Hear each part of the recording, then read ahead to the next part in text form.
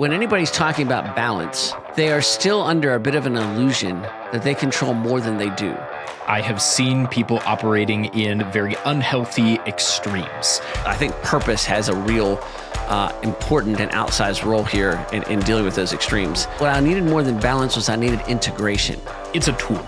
It's a perspective that you can use, and for some people, it could be really helpful, and for other people, it doesn't work at all. When the system becomes greater than the goal, then the goal gets lost.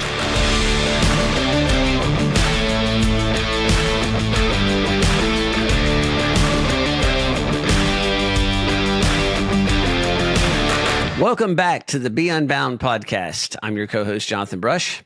And I'm your co-host, David Rethemeyer. And we are excited to be in the studio. We're excited to be recording today. We both had interesting days. David has been traversing half the continent in the last week. And so we're just happy that he is upright, awake, and we'll see if he's actually got all functioning brain cells or not.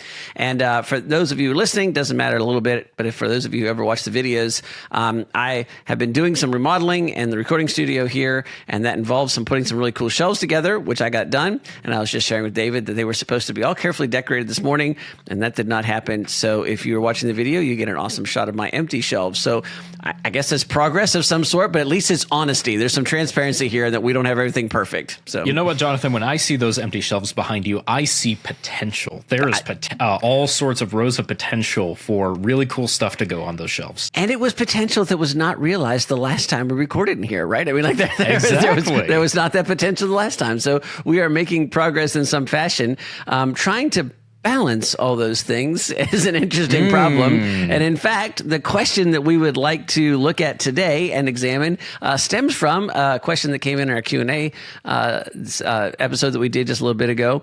And we've been thinking about it a little bit more. And the question is it worth seeking balance in your life? Is it worth seeking balance in your life? And so there's a bunch of different ways you could take that. The question was asked that way. We've been pondering it a little bit. And even when we answered on the Q&A episode, we had some slightly different takes, and we thought we'd like to explore that a little bit more. So David, in general, not to push this too far the categories, because I suspect we've got a little more overlap in a Venn diagram than we think. But in general, you said, yes, it's worth seeking balance in your life. So go ahead. Defend yourself, David. What do you think? Well, first of all, I just need to pause and commend you for that segue from the shelves to this, because I think that was it's the very shelves. I think it's the potential that's just, I'm already inspired by this new space or this updated space. So, yeah. Yeah. I mean, clearly, I've got to get me some shelves at some point here, apparently. we might end up being dangerous here, David. You have to pay attention. No kidding. What happens when we start to put stuff on it? The inspiration will really be flying. So, yeah. Oh, man.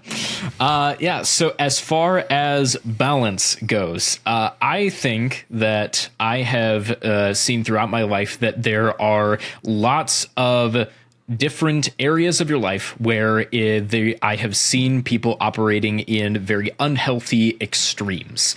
You can be very extreme. You can be very black and white in a lot of different areas. And generally, operating in extremes can lead you into some really unhealthy habits, and it can lead you down some really unhealthy paths. So to come up with an example, if you are looking to find structure in your life, for example, if you want to introduce more structure, if you want to plan things out in your life, generally that, I think we could all agree, is a good thing. However, if someone takes that to too far of an extreme, then that ends up leading to them trying to optimize every single second of every single day of every single moment of their lives. And they end up obsessing more over actually the structure of their lives rather than the content of their lives. And then whenever that structure gets thrown off, then they are just emotionally completely out of whack, because that's a lot of what they have based their lives around.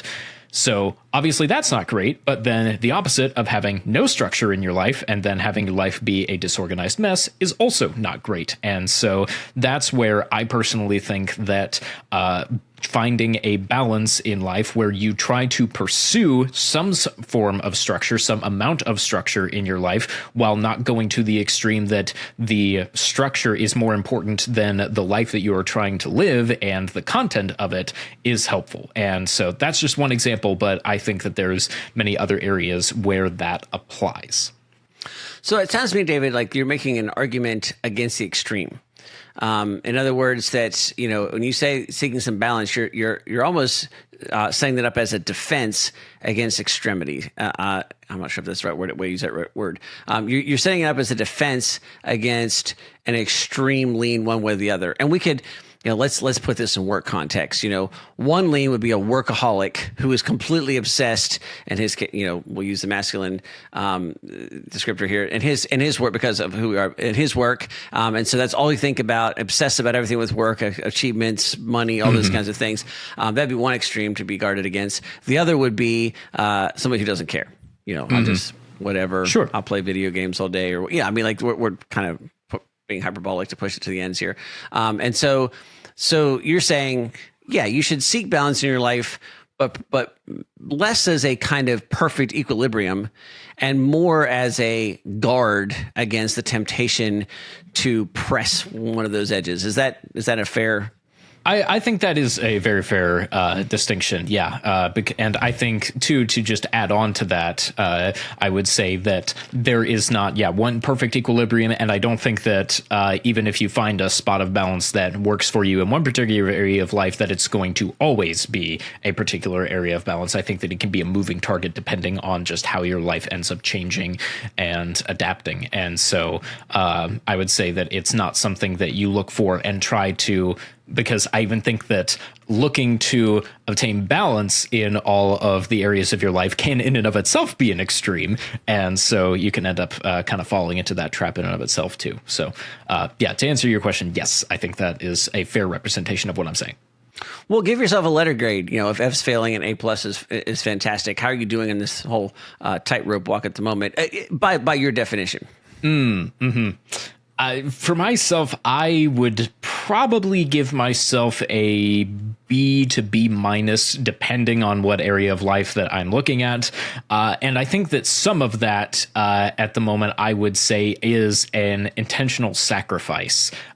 Because I think that there is, like, for example, I am in a phase of life right now where I am just kind of dedicating a little bit more than what I would normally like to allow to things like my job and work and Listen to how kindly he put that. Did y'all hear that? That was David as politely as possible saying, my life would be way more balanced if the place I worked allowed me a little bit more opportunity to balance. I'll say it for him, and I'll say that that's true. The past year, especially, we have definitely pressed David out of balance and guilty as charged. That was and to be clear, put. a lot of that is like my own choice. A lot of that was not just like forced upon me. That was just like there were opportunities to step and lean further into those things, and I have chosen to do so. For the record, it's not like Jonathan is holding an ultimatum over my head to try to be working more and try to get put in even more effort than I normally would. This is an intentional choice that I've made, and I'm completely fine with it. If we pull the frame back in the camera, there's a guy in a mask in a corner with a gun saying, David, say it nicely, say that. Yeah, well, it's fine, buddy. Yeah. So I'm saying the stuff. Very tactfully put, David, and honest as well.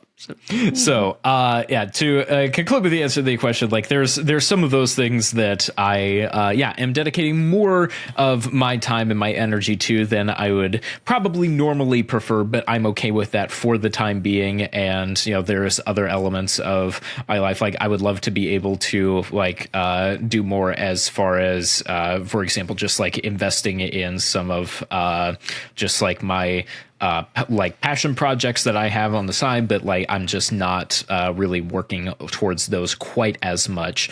And so I think that I'm trying to find little ways that I can make adjustments to kind of move in a direction of balance, but I can very honestly recognize that that's not something that I'm doing particularly well at the moment. Well, when you say, so you've looked and seen like these kinds of extremes, right? So, we talked about one into the other. And so what was it that made you, what are some of the disciplines, what are some of the tactics that you use to kind of maintain that balance? Because, so you've stated your goal. You said you're scoring a pretty solid 3.0, right? B minus, something like that. So, I mean, it's not bad, right? B students get a lot of places. And so it's so what are some of the things, what are some of the strategies you use to do that? Yeah, I think for me personally, it ends up being something where I gauge the amount that I am dedicating towards a particular thing by how much of my time and my mental energy and just like thought are being taken up. Those are kind of the two main metrics that I try to look at as far as what how much something is taking up in my life. If something is taking up a lot of my time and a lot of my mental energy, then that ends up being something that like I'm giving a lot, and so then I'll end up trying to find a way to make sure that it's still keeping in balance with other things in my life. And so for one thing, just being very conscious of if I'm seeing shifts in how much of those two particular resources I am dedicating towards those things is really important for me. And then I think just having people that are close to me who are able to observe shifts and observe like when I am out of balance for certain things. Like obviously my wife is probably the front line of defense on that front, where if I am dedicating too much time to a particular thing, or if I am focusing on a particular aspect of something, say for example, like if I have gotten to the point where like I'm being too perfectionistic in something that I'm working on, or to an earlier example of organization and trying to have structure in our lives, like that's something that I will tend towards. I will often, if I go unchecked, like try to have so much structure in my life in an effort to feel like I am in control of everything, that I will end up just focusing and obsessing over that too much. And sometimes I need her or other people in my life to go, you're pushing it a little much there. That's not really a healthy spot to be at, and you're not really actually allowing yourself to just live and enjoy the things that you're working on. So to kind of wrap it back up and summarize, just keeping an eye on what I'm devoting my most valuable resources to, and looking at making sure that I have people in my life who are monitoring those things. Yeah. Well, I think that's really helpful. Well, for the record, before I take off a different tangent, I think that your admonition and warning against extremes is well put, well placed, and well founded. In other words, I think that there's a lot of pathologies and there's a lot of misery that comes out of running those extremes at some ends if it's unchecked. But I would put a qualifier on it. I would say if it's unquestioned, right? I mean, I think that there is. That often when you find the pathologies with the extreme is when it's not, it's almost done subconsciously. And to use a really extreme example, if you were a soldier and had been called to fight in war, that's an extreme that allows no balance of any kind in your life. But there is in general, and when there's not, that's a problem. And we've seen this in history. But when you feel that the cause is just and the necessity is there, then you may not like it, but that's very different from when, you find like, in other words, somebody who volunteers and has been sent to the front line because they think that what they're fighting for is really important doesn't have the same kind of pathologies that flow out of that imbalance than somebody who got drafted and sent to fight a war that they think is meaningless, right? And so, in other words, I think purpose has a real important and outsized role here in dealing with those extremes. Well, and I think that to circle back to what something that we mentioned earlier, that there's points that you're going to have where like balance in and of itself is not the end all be all. And if you're in a season, for example, like if you are dedicating yourself to the military, like that's a season where you are giving up balance if in a lot of areas of your life. And that's something that if you weigh it out, you can end up deciding, yes, I want to give that up. And so I don't think that we should hail this as much as I appreciate trying to seek it in my life. I don't think that it's something that should be the guiding principle for everything that we do. Yeah. And I think that's, I was thinking about this as we were preparing for this, and even as you were talking, just kind of reflecting a little bit. I have a different perspective that's not necessarily entirely in opposition, but comes at it from a slightly different angle. And I think to set that up, it requires a little bit of examination of maybe some core ideas here. And so one of those core ideas is that there's a bifurcation of meaning that I think has crept into the culture, in the sense that people talk about balance because they want to restore that bifurcation. And I want to come back to that. I just want to set that on the table and come back and think about that in a second. But there's also, when we're talking about, we need to seek balance or we need to do those things, I think that often people who are teaching and talking about those things are the kind of people that put stuff on their shelves before they record videos. There are people who have a more linear and often more organized process. And I want to state clearly and distinctly, those people have extraordinary gifts and abilities, and there's a reality to that I'm not at all rejecting. I also tend to think that they're the folks that most often get the microphone and most often get the platforms, probably as a result of their organized productivity. And so that's a good thing. But I don't observe that the people who are most productive actually fit into those categories. In other words, I think there's much more variety in the people who are productive. And when I say productive, I think have positive measurements in life. We can insert a lot of different things here. But they're underrepresented in sometimes the platform and talking about how they got there. And that's the part that's fascinating to me. So let me just recap that a little bit. I think organized, consistent, goal-setting, balance-seeking people exist, have some measure of putting that in, and they are able to do things that with their dedication and stuff. But they're most often, that leads them to a place where they can share and teach that. They tend to have the platforms to be able to do that. But if you look across people that have positive outcomes in their life, there's a lot of other kinds of people that do that. They just, the people that are less organized, less balanced, more extreme, might have, I don't know, I've not measured this and I don't know any way to measure this, may have better or worse outcomes, I'm not sure, but they tend to have less opportunity to talk about it. And so therefore there's a little bit of underrepresentation. That's one. The second thing is that I find that when anybody's talking about balance, they are still under a bit of an illusion that they control more than they do. And I don't say that as criticism. I say that as one who spent a good deal of my life under that illusion. And when that illusion was destroyed, it was both painful and a kind of perspective shift. And all of a sudden, I think there comes a point in everybody's life where you realize that what you don't control is infinitely more vast. And I mean that very literally, infinitely more vast than what you do control.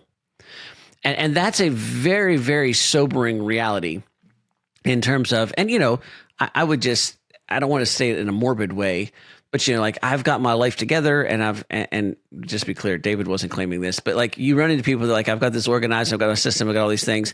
And then, a car accident puts you in some health issues, or, there's something outside of your control, or, your house burns down or something like that. In other words, often a catastrophe interrupts all that. And the catastrophe is not your fault. It wasn't anything that you had any control over.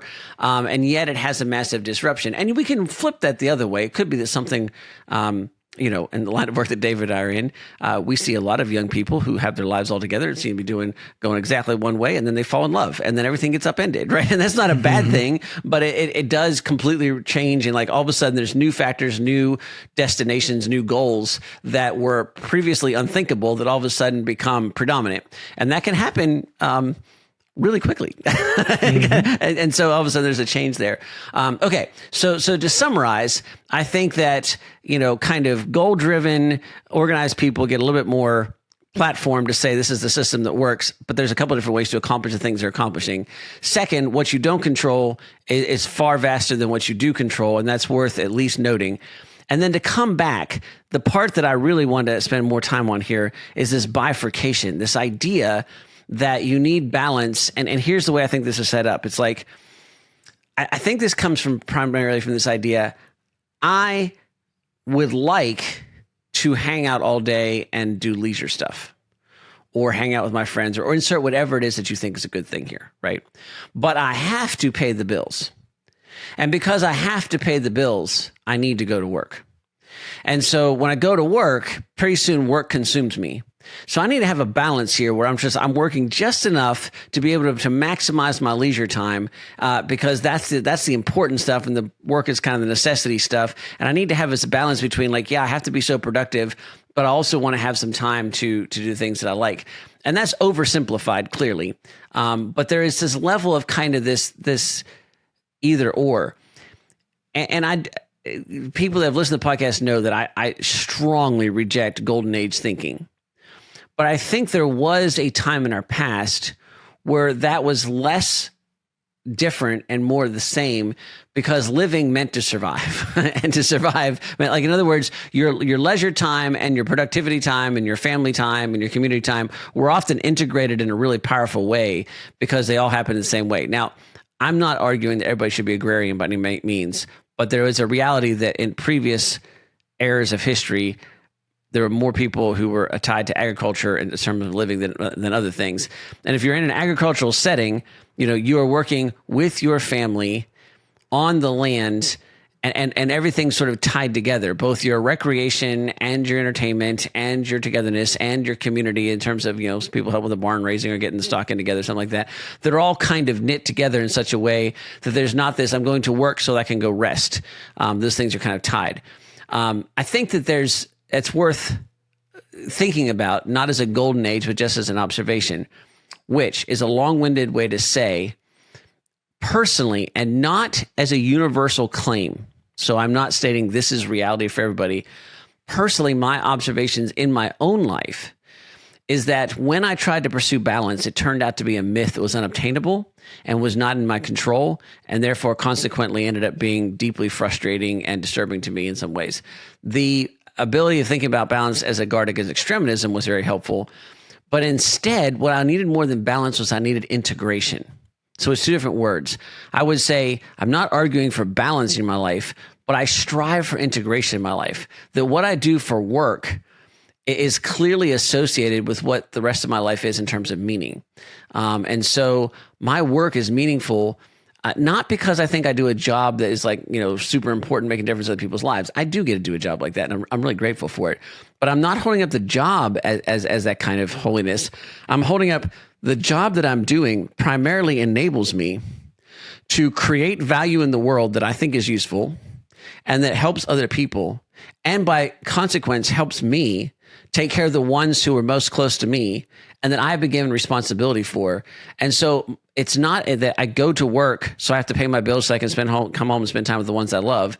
It's that I go to work because working is my primary way of showing how I love those people, not in a workaholic way, but in a way of I'm going to go create value for some other people. And from the value derived that I've created, I'm going to use that to share and to support the people that I take care of. And in the process, try to integrate those things as much as possible. So it's not, hey, I have to leave now and go to work. It's like, I work so that we can do all this collectively. What I do for work is important. What I do as a family is important, and to try to integrate that as much as possible. And then even my leisure time, the time that I have to recreate, do those kinds of things, is done not as something separate, but as an outgrowth of the kinds of things that I do to create value and love my family and do all those kinds of things. Now, to be clear, I make no claims that I've made any kind of expert reality in terms of making that all work. But I feel like that for me is easier is not the right word.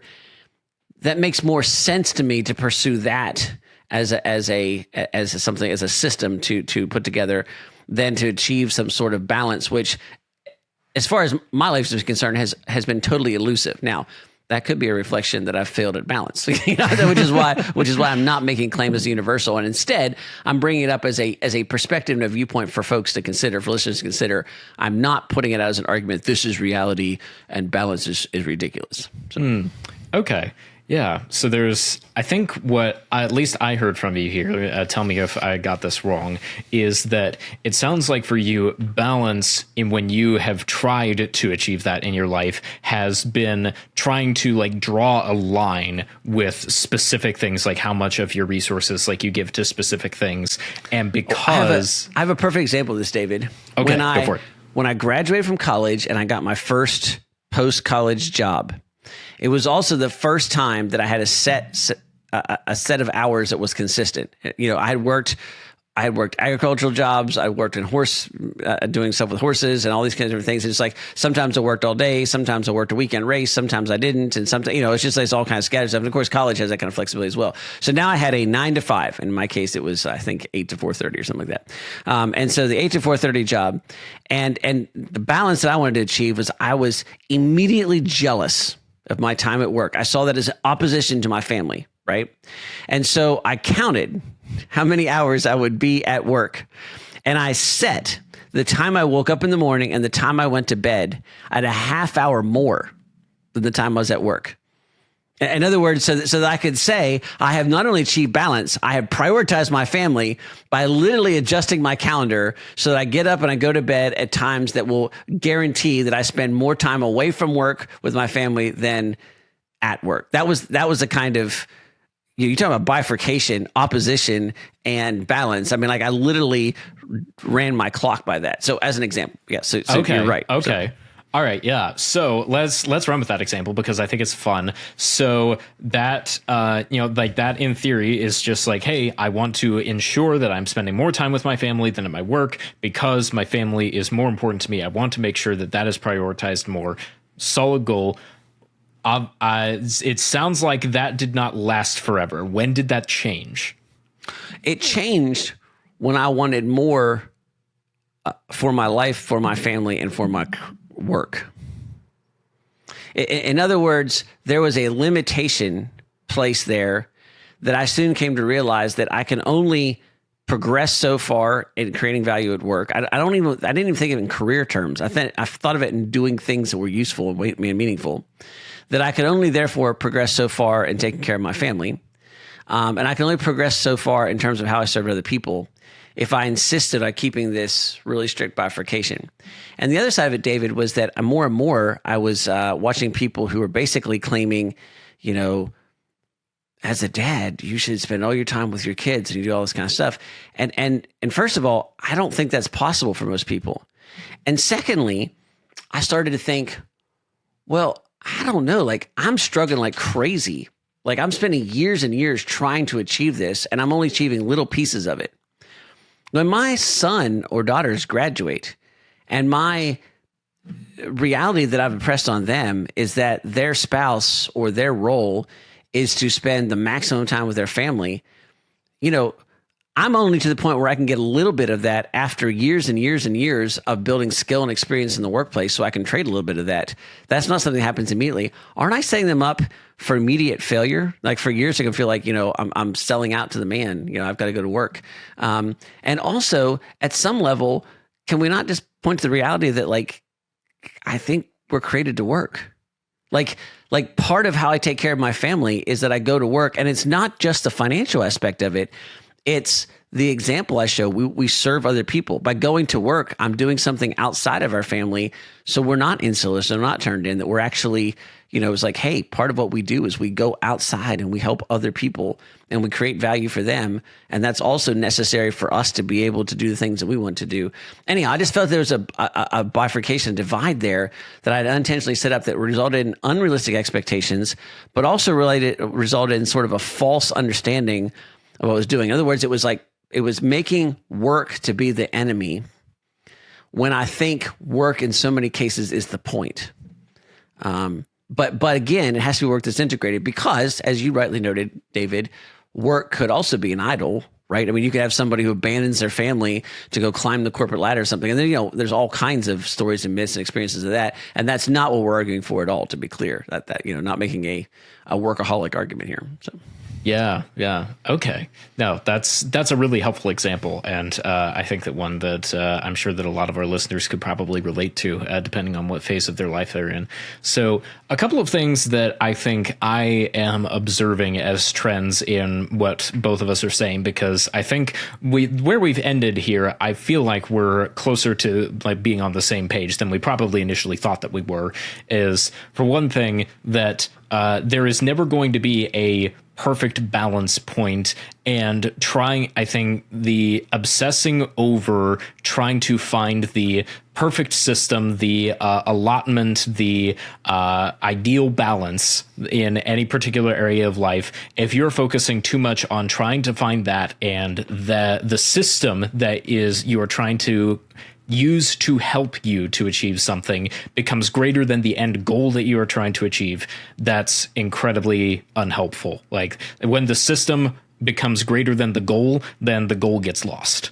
So that's one thing that I'm observing here. The other thing that I'm observing here is that we tend to just put things at two extremes and believe that they are in complete opposition to each other. For example, like you brought up, work and family, and there's often a kind of third option where they don't necessarily have to be on opposite weights of the scale, where one is going to immediately decrease the other if you bring more to it, and vice versa.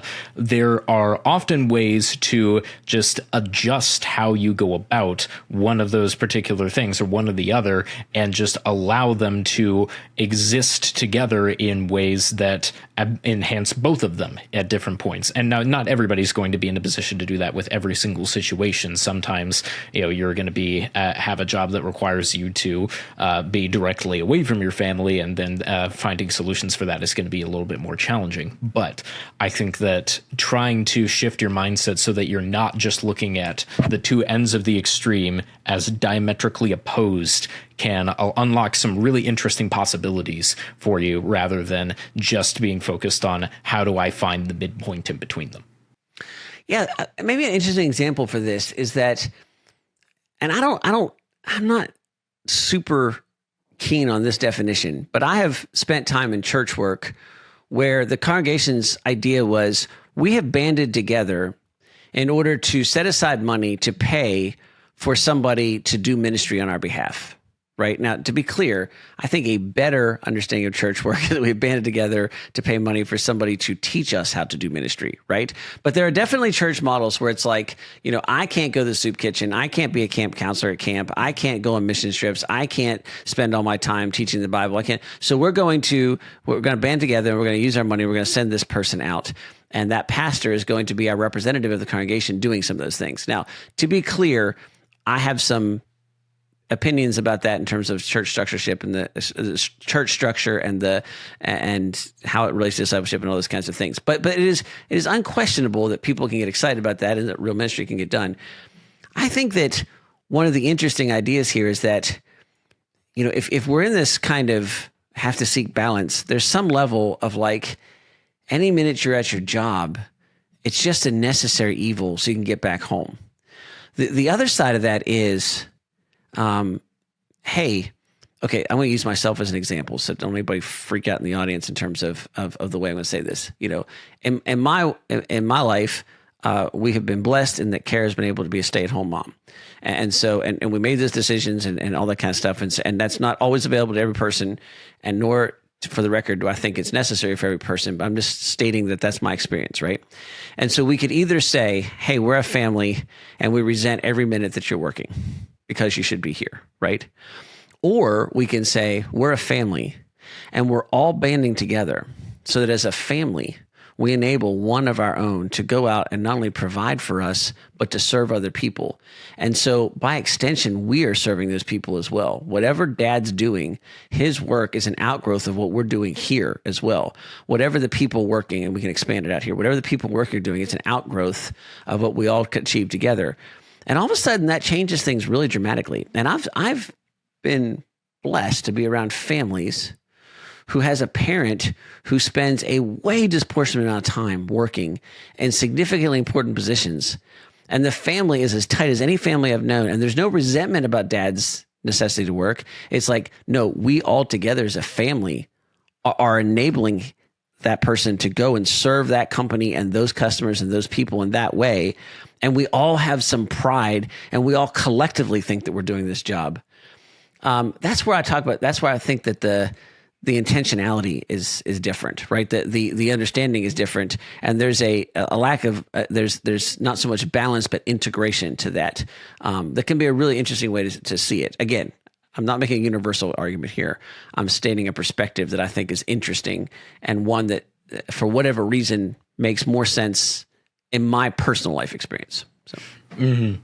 Yeah, I think I've seen some of that in my life as well, in not only just my work life, but also, taking a slightly different tack, thinking about, for example, participation in church, for example, and how I have at times seen that as, anything that is going to bar my ability to participate and to serve the people in my community through my church is, just going to be a lesser distraction. And so trying to, find as many ways to just make sure that I have very firm boundaries around that has to be set up. But over time, I think what I've noticed, and especially now that I'm in a completely different, since I've moved from my home church and now we're getting involved into a different church and it looks a little bit different, is that there is opportunity anytime you can find ways to not only serve the church directly, but also just call others into service and just bring other people into participation. And so sometimes I found that if I realized that I was feeling like I had to prioritize it to an extreme, that it was helpful for me to recognize I'm taking on too much of this myself, and I'm removing opportunity from other people to be able to join in to this because I feel like I need to take it all on myself because it's so much of a priority. And I think the common thread that is in both of our examples here is that when you are able to bring in other people in community, whether that's your family, your church, friend groups, your local community, whatever that looks like, it ends up being a lot more of a blessing than trying to figure out exactly the precise way to figure it out on your own. Because whenever you have other people along with you taking on some sort of project or task, it ends up being so much more freeing because you're able to do just as much as you're able to do, and then the person next to you is going to do as much as they're able to do, and sometimes that's going to look way different on any given day, and at times you're going to be able to do a lot more than the person next to you because you're tackling a certain type of thing where you're more capable, and other days you're going to feel like you have no idea what you're doing, and then the person next to you will be able to step in and help you out. And I think that's one of the best ways that we can find something that looks even close to balance that isn't really balance in some senses, is just looking to the people that God has placed around you and asking, how do we just best use the opportunities, the resources that He has given us to pursue the kingdom building work that He's given us? One last thought as we can probably do another whole podcast about this, but I think part of that integration also results in something else that we sometimes get worried about, and that is pride. And so I joke around with our students a lot, and I tell so anybody that's around me for a little bit knows that I'm proud of where I live, and so I like to live in Virginia, and I like the part of Virginia that I live in, and I like to joke around about it. And I am joking in the sense that I don't actually think that I'm a better person than anybody else because of where I live, but I am serious about that. I love where I live. But here's the thing about that. I love it when other people love where they live. In other words, it's not that I'm looking down on other people because you live someplace else. I just think it's an exciting and good thing to love where you're from, the connections, the community, and I don't care where that is, right? I mean, like I when I run into people that really love their hometowns and where they're from, I really get a huge kick out of that. And especially if they're like, well, I would never live where you live. There's some level of, again, not in scorn, but in like, because I love where I am. Sometimes people say, if you could live anywhere in the world, where would you live? And I'm like, right here. like right where I am right now. And I think that's really cool. And so pride in where you live is good in that context, not in a scorn way that we're looking down somebody else. And the same thing here is with integration. Often comes pride in what you do. I really admire and respect people who have pride in their work. And by pride, I don't mean scorn and like I'm better than everybody else. And it's pride in that they take real pleasure and they're serious about doing a good job of the things that they do. That they think that what they do matters. And they care about it, and they're pleased to do it. That could be, it's hard. It could be ugly. It could be difficult. It could be trying. All those things. But there's a pride that says like I'm doing that. That's what I did, and I achieved something important. And I think that level of pride is available at any position ever. Like I don't think it doesn't matter how menial. It doesn't matter how unimportant. It doesn't matter how mundane. If you're doing something that doesn't work against the kingdom of God and you're doing something that creates value for other people, I think you ought to be able to take pride in that. I think that is more possible with an integration mindset than with a balanced mindset that says like, I don't really care about this because that's not as important as what I'm doing over here.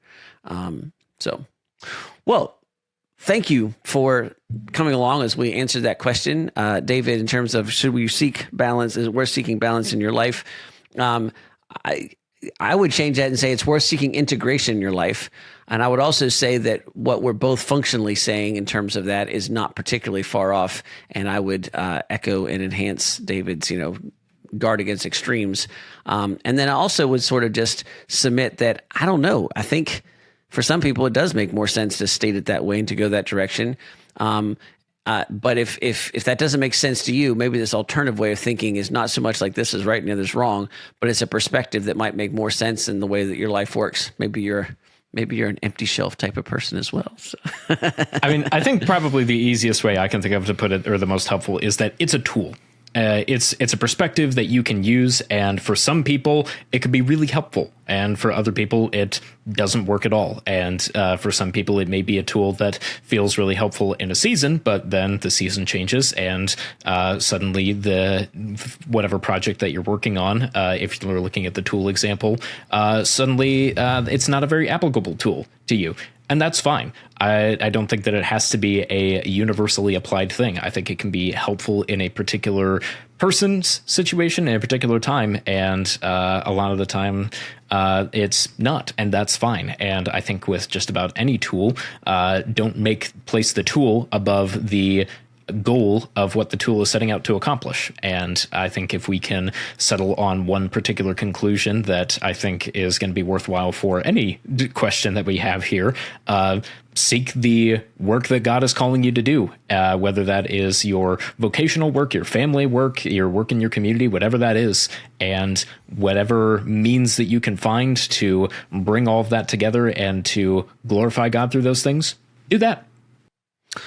Well, in conclusion, I think what's going to happen is we're going to stop recording this podcast. I'm going to go downstairs, hug a kid, then come back up here and continue working on a spreadsheet that I need to finish. David, you're going to conclude this podcast and turn it off. Shut the computer down, close everything, quit for the day, and restore some balance to your life. Yeah, that's definitely not going to happen. Yeah, well, we've already established that you work for a slave driver, and the dude in the corner says you have to keep working. So thank you for coming along for this for the ride as we discuss this question. I do think it's a fascinating one. It's one I've spent a lot of time thinking about. I do think it's one that has to be experienced to really be processed and understood. And hopefully this doesn't answer the question for you. That would kind of defeat the point, but instead gives you some perspective, some things to think about as you go through it. We might end before we send us off by saying, if you're looking for a way to integrate your life and your studies, or if you're just trying to balance between going to school and getting credentials and being able to be involved in your community, boy, have we got a really great opportunity for you. And you can go to segues today, Jonathan. I'm telling you what, just think what's going to happen when we put stuff on the shelves. Go to beunbound.us and check out the programs there. Equip, Explore, and Ascend in particular are programs designed to allow you to stay integrated in your local community and yet experience a much broader set of horizons as we do project-based education together, travel to different places, go to our events, and able to kind of do both things, to integrate both things there. And if that sounds interesting or makes you curious, then go to beunbound.us to learn more. Until next time, thank you so much for your time, and be unbound.